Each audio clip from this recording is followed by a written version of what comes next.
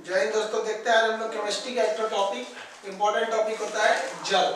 जल के बारे में समझते हैं, इसमें बारे में कई टाइप के क्वेश्चन आते हैं, सब इसके बारे में स्टार्ट करते हैं। देखिए, जल जो होता है एक यौगिक होता है। यौगिक किसे कहते हैं? जिसका फार्मूला बन गया है ना वो यौगिक होता है, जिसका फार्मूला नहीं होता वो यौगिक नहीं होता है। जैसे आपसे कहेगा कोई वायु, वायु का तो कोई फार्मूला ही नहीं होता है, तो वो फार्मूला नहीं है तो यौगिक नहीं होता। एक नॉर्मल सा ये पहचानने का तरीका है। अब ये H2O जो होता है इसमें कार्बन नहीं होता है, अतः H2O जो होता है कार्बन नहीं आता है। जल एक अकार्बनिक पदार्थ होता है। इसकी संरचना जो होती है कोणीय होती है। कोणीय संरचना होती है, कितने डिग्री का एंगल होता है? 104 डिग्री 25 मिनट। आप नॉर्मली 104 डिग्री याद रखिएगा। यह एक रंगहीन, गंधहीन तथा स्वादहीन होता है। इसका कोई अपना रंग नहीं होता है। इसका घनत्व 4 डिग्री सेल्सियस पर अधिकतम हो जाता है। ये 18 इसका अणुभार होता है। जब ये हम अणुभार की तुलना भारी जल से करेंगे, इसका अणुभार जो हो जाता है वो 20 हो जाता है। जल के प्रकार की बात करिए, ये इंपॉर्टेंट होता है। जल के प्रकार, जल 4 प्रकार के होते हैं। आसुत जल जिसे हम डिस्टिल वाटर कहते हैं, मृदु जल जिसको सॉफ्ट वाटर कहते हैं, कठोर जल जिसको हार्ड वाटर कहेंगे, और भारी जल जिसको हम लोग हैवी वाटर कहते हैं। कठोर जल 2 प्रकार का होता है, अस्थायी और अस्थायी कठोरता। तो हम लोग इसके बारे में पढ़ते हैं। देखिए, पार्ट 1 में हम लोग आसुत जल और मृदु जल को पढ़ लेंगे। पार्ट 2 हम कठोर जल पढ़ेंगे क्योंकि ये लंबा टॉपिक होता है। और पार्ट 3 को हम लोग भारी जल को पार्ट 3 में पढ़ेंगे। एक्चुअली अभी कोरोना को लेकर लॉकडाउन चल रहा है, इसलिए हम क्लास में नहीं पहुंच पाए, घर पे बना रहे हैं वीडियो खुद से। इसलिए एक ही में अगर लंबा वीडियो हो जाता है तो उसकी क्वालिटी थोड़ा सा कम हो जाता है, इसलिए कई पार्ट में करना पड़ रहा है। आप लोग इसको समझ सकते हैं, तो इसको आप लोग एक स्क्रीनशॉट लीजिए, फिर आगे बढ़ते हैं। देखिए, पार्ट ए में हम लोग 2 टाइप के जल को देख लेते हैं। एक हो जाएगा आसुत जल, दूसरा हो जाएगा मृदु जल, और फिर कठोर जल और भारी जल को नेक्स्ट पार्ट में देख लेते हैं। देखिए, आसुत जल को इंग्लिश में हम लोग कहते हैं लोग डिस्टिल वाटर। ये सबसे शुद्धतम जल है। सबसे शुद्धतम क्यों है? क्योंकि इसमें केवल H2O पाया जाता है, दूसरा कुछ पाया ही नहीं जाता है। केमिस्ट्री के हिसाब से दूसरा कोई भी चीज मिला दीजिएगा तो चीज अशुद्ध हो जाता है। तो जल में जहां कुछ मिला है वो अशुद्ध हो जाएगा। कहेंगे जल का शुद्धतम रूप कौन होता है? तो आसुत जल। इसका फॉर्मूला क्या होगा? H2। इसमें दूसरा कुछ अच्छा नहीं मिला नहीं होता है, अतः ये 0 ppm होता है। मतलब इसमें 0 ppm का मतलब होता है 0 पार्टिकल पर मिलियन। 1 मिलियन कण में इसमें दूसरा कोई भी पार्टिकल नहीं मिला रहता है। ये कैसे बनाया जाता है? तो आसवन विधि द्वारा बनाया जाता है। आसवन विधि क्या चीज होती है? तो देखिए, जैसे यहाँ हम ले लिए एक अशुद्ध जल, इस बीकर इस फ्रैक्शन में ले लिए एक अशुद्ध जल, इसको बर्नर से गर्म करेंगे। जब गर्म करेंगे तो इसमें मान लिया अशुद्धि है, मान लीजिए इसमें धूल कण है, नमक है, कुछ इसमें मिला दिए, तो इसमें क्या आ गई है? सब अशुद्धियां आ गई है सब। अब ये अशुद्धियों को हम इसमें मिला दिए तो अशुद्ध जल हो गया यहाँ पे। जब हम इसको बर्नर से गर्म करेंगे तो ये वाष्प बनेगा। आपको पता है कि नमक हो गया, अशुद्ध चीजें हो गया, वो उड़ नहीं पाते हैं सब, और ये वाष्प बन के जल उड़ जाएगा। और जब ये वाष्प बन के जाएगा इधर से, तो इस नली में हम ये कंडेंसर लगा दिए। कंडेंसर उसको कहते हैं जो ठंडा कर देता है। आपका ये ठंडा कैसे करेगा? सबसे देसी कंडेंसर क्या होता है? कपड़ा लगा के उसमें पानी मार दीजिए। जैसे बिहार टॉनिक एक होता है ना, वो सत्तू घोल के पी दिया जाता है, उसमें घड़ा में देखिएगा ना, लाल कपड़ा बांध के पानी मार देता है, वो कंडेंसर का काम करता है। तो यहाँ पे कपड़ा बांध दीजिए, बोरा बांध दीजिए, उसको पानी से मार दीजिए, तो ये जो वाष्प आ रहा है उसको ये ठंडा कर देगा। अब वही वाष्प इधर टपक के इस वाले बर्तन में इकट्ठा हो जाएगा। तो ये जो जल मिलेगा ये शुद्धतम जल मिलेगा। इसी जल को हम क्या कहते हैं? आसुत जल। और ये जल कैसा हो जाएगा? एकदम शुद्धतम। तो ये आसुत जल है, ये क्या हो गया? शुद्धतम। तो आसुत जल प्राप्त करने की विधि को हम लोग क्या कहते हैं? आसवन विधि। ये टोटल विधि क्या कहलाएगी? आसवन विधि, डिस्टिलेशन प्रोसेस। तो ये आसवन विधि द्वारा इसको प्राप्त किया जा सकता है, आसुत जल को। अब आसुत जल के प्रयोग क्या क्या होते हैं? तो सबसे पहला इसके प्रयोग को समझते हैं, बैटरी में डाला जाता है। आप देखते होंगे बैटरी में पानी डालता है, बैटरी का पानी। कुछ लोग उस बैटरी के पानी से ऐसे डरते हैं जैसे तेजाब है। ऐसा नहीं होता है। वो बैटरी के पानी H2SO4 नहीं है। H2SO4 तो बैटरी में रहता है, उसमें जो पानी डाला जाता है वो आसुत जल होता है ना, शुद्ध जल होता है। उसको पी लीजिएगा तो कोई दिक्कत नहीं, मरिएगा नहीं। लेकिन कई लोग डरते हैं कि नहीं ये तेजाब, वो तेजाब नहीं होता, वो बैटरी का पानी होता है। कैसा पानी? तो आसुत जल होता है वो। और क्या करता है? घाव धोने के काम में। मान लीजिए कहीं एक्सीडेंट हो गया और कहीं चोट लग गया, कट उठ गया, तो उसको डॉक्टर भी आसुत जल से ही धो देता है, क्योंकि वो जल एकदम शुद्ध रहता है, उसमें कोई और चीज नहीं मिली रहती। इंजेक्शन देने में भी इसका सबसे बड़ा यूज होता है। आप देखे होंगे टाइफाइड वगैरह अगर आपको होगा तो डॉक्टर जो इंजेक्शन देता है, तो इंजेक्शन के लिए एक छोटा डिब्बा आता है जिसमें दवा रहती है। तो वो क्या करता है? वो दवा पाउडर के रूप में रहता है, तो उसको पतला करने के लिए डॉक्टर एक छोटा सा पानी का बोतल रहता होगा, उसमें देखिएगा, तो उसमें से इंजेक्शन को निकाल लेता है अपने हिसाब से। अब बाकी जो पानी बच जाता है उसको फेंक देता है, फेंक दिया।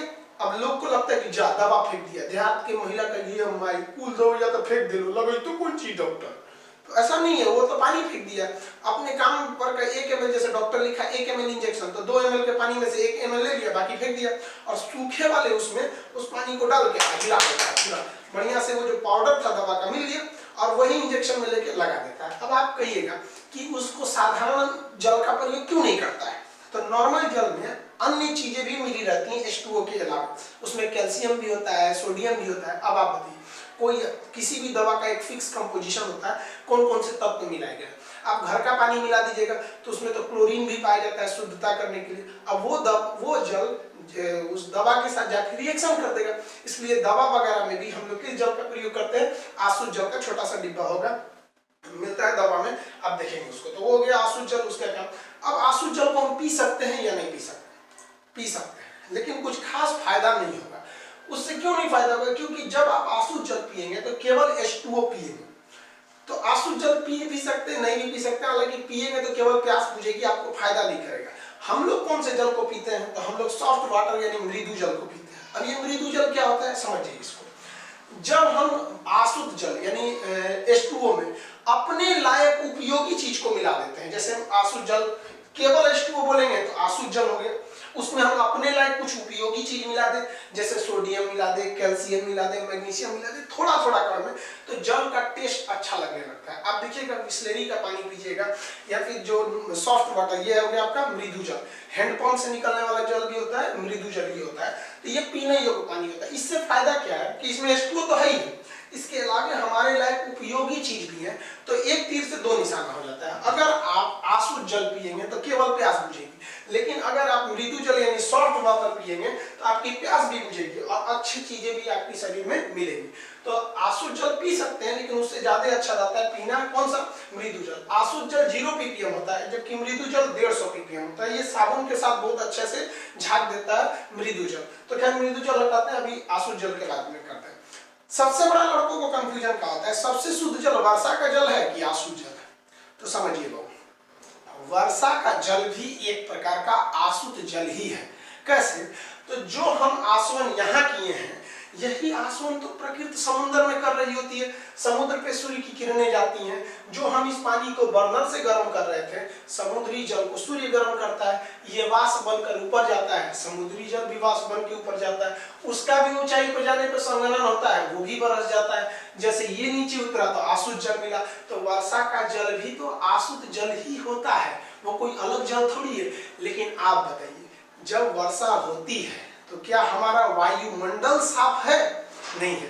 इस वायुमंडल साफ नहीं है, इस वायुमंडल में धूल कण, गाड़ियों का धुआं, कोई सिगरेट पिया है, कोई आग लगाया हुआ है, तो ये सारे धूल कण उस वर्षा के जल में मिल जाते हैं। तो वर्षा जल भी तो आसुत जल ही है, लेकिन वो गंदगी से मिल जाता है, जिस कारण वर्षा जल 250 ppm हो जाता है और यह वर्षा जल शुद्ध नहीं रह पाता है। तो जब वर्षा होती है तो शुद्ध रहती है, लेकिन वायुमंडल में पहुंचने के बाद वो अशुद्ध रह जाता है। इसलिए देहात में कहा जाता है कि पहले बरसात में नहीं नहाना चाहिए, क्योंकि 6-7 महीने बरसात का मौसम 1 साल बाद आता है, तो 1 साल तक वायुमंडल में जितना धूल कण है वो तो तैर रहा है।